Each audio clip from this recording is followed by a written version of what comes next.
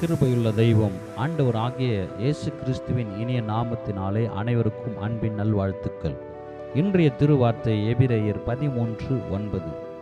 கிருபையினாலே இருதயம் ஸ்திரப்படுகிறது நல்லது. அன்புக்குரியவர்களே, கிருபையினால் இருதயம் ஸ்திரப்படுவது நல்லது.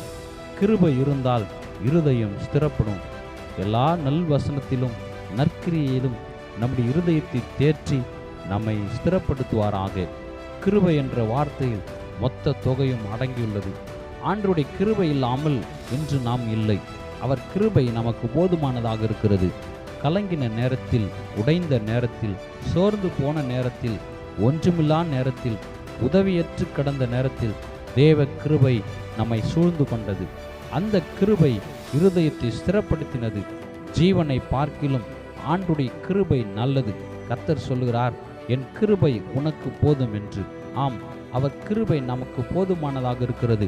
அந்த தேவ கிருபை உடைக்கப்பட்ட நேரங்களிலெல்லாம் நம்மை உருவாக்கினது. திடமனதை தருகிறது. கிருபையினால் இருதயம் கொழுந்துவிட்டு எரிகிறது. உற்சாகத்தால், சந்தோஷத்தால் இருதயம் களி கூறுகிறது. எல்லாம் தேவ கிருபை. அந்த கிருபையால் உயிர் வாழ்கிறோம், நிலைத்து நிற்கிறோம். ஆகவே கிருபையினால் இருதயம் ஸ்திரப்படுத்தப்படுகிறது நல்லது. ஆண்டுடைய கிருபை நல்லது. கிருபை போதுமானது. கிருபை எப்போது நம்மை சூழ்ந்து கொள்ளும், சூழ பாளையம் இறங்கும். கிருபை எப்போது நம்மோடு இருந்து நம்மை வழிநடத்தும்.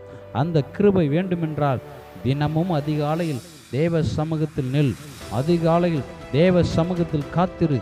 இருதயம் புது கிருபையினால் ஸ்திரப்படுத்தப்படும். அதிகாலையில் ஆண்டவரை நோக்கி பார். நம்மை கையேந்த விட மாட்டார், தலைகுனிய விட மாட்டார். கர்த்தருக்கு காத்திரு.